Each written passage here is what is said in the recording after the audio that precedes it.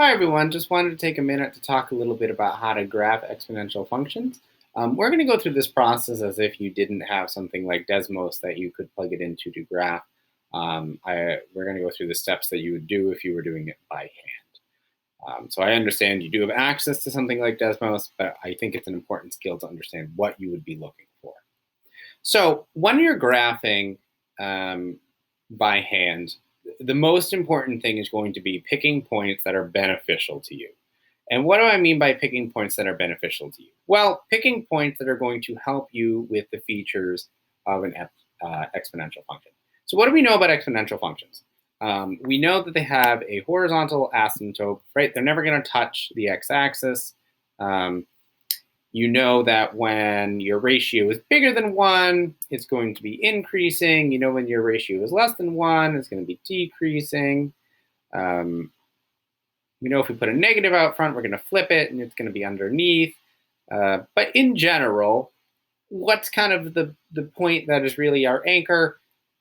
The y-intercept, right? That's kind of the one really strong point that we are always going to have.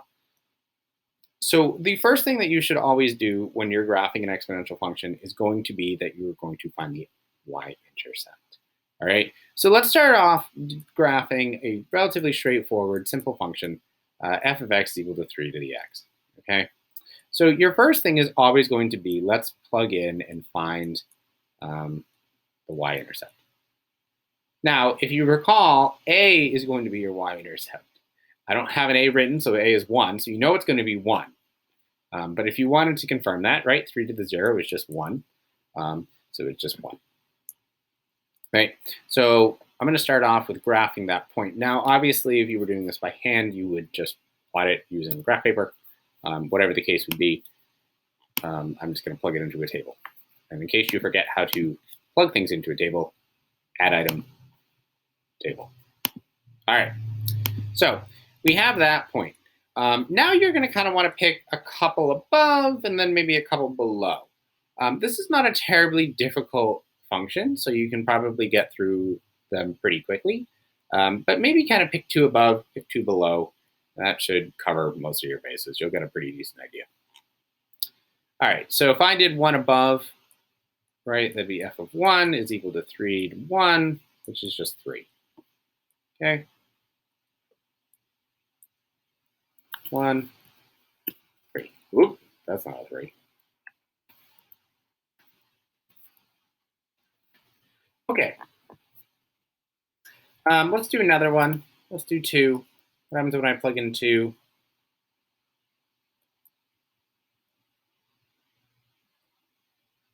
Nine.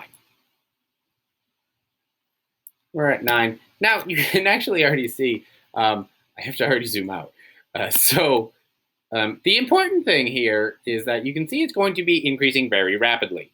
The other really good thing about exponential functions is you really only have to worry about either above or below the x-axis, depending on whether or not you have a negative out front. We do not have a negative out front, so we don't have to deal with above, so I can just kind of, go down.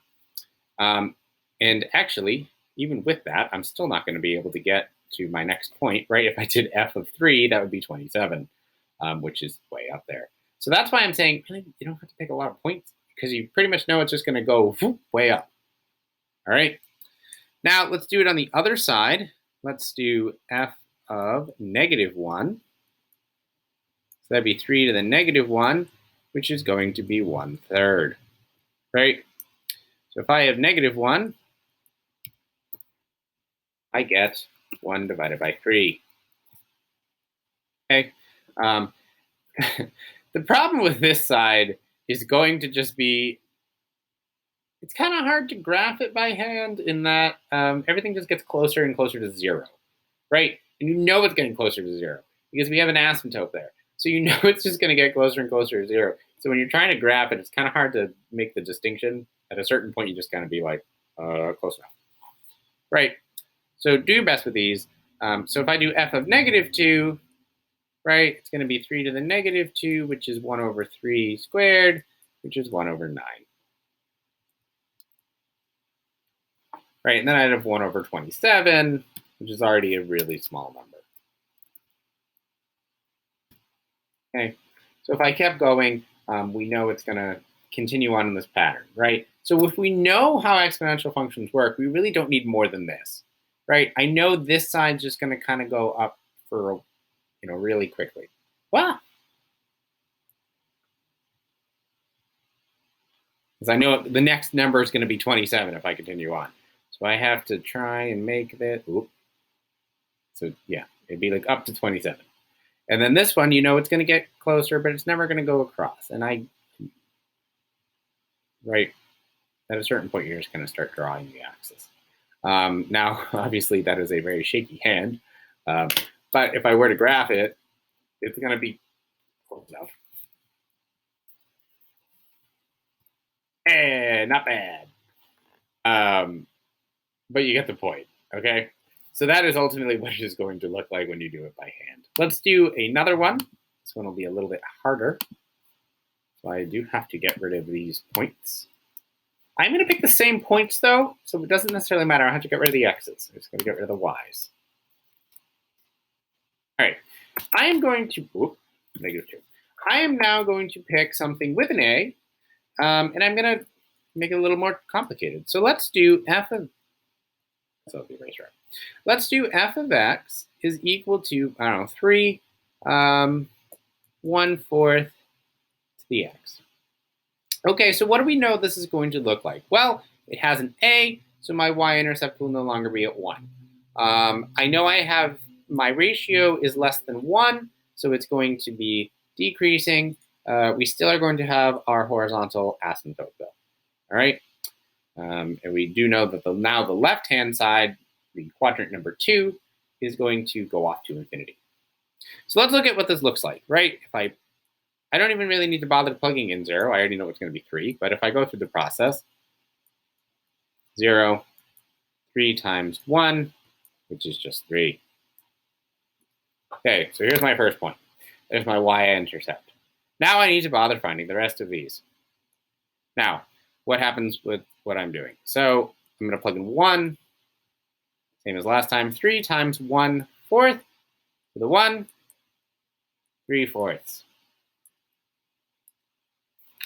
As you can see, this side is going to get closer and closer to the y-axis. Let's do 2.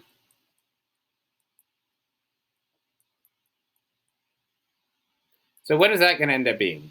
1 squared is 1, 4 squared is 16. So 3/16.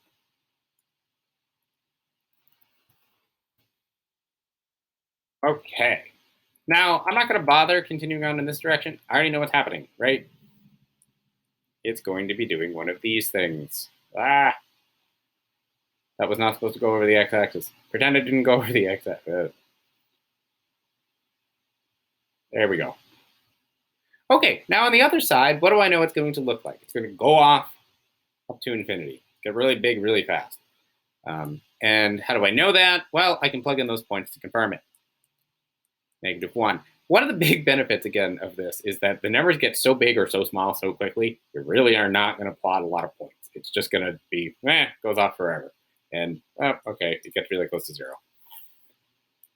Okay, let's plug this in. 3 times 1/4 to the -1. That becomes 4. 12. Well, you can already see I'm up to 12.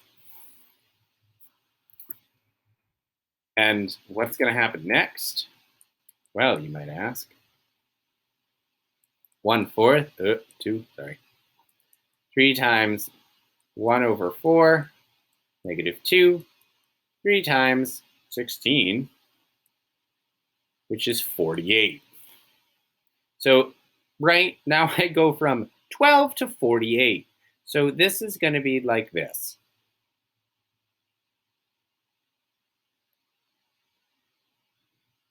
That wasn't bad. Right, now I'm all the way up to 48. And let's make sure this looks sort of right. So let me graph it. F of x is equal to 3x. Whoops, sorry. 1 divided by 4